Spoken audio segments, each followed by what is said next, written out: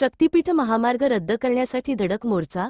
आज आझाद मैदानात 12 मार्च 2025 शक्तीपीठ महामार्ग प्रकल्पाच्या रद्दबातल मागणीसाठी आज आझाद मैदान येथे भव्य धडक मोर्चा आयोजित करण्यात आला आहे।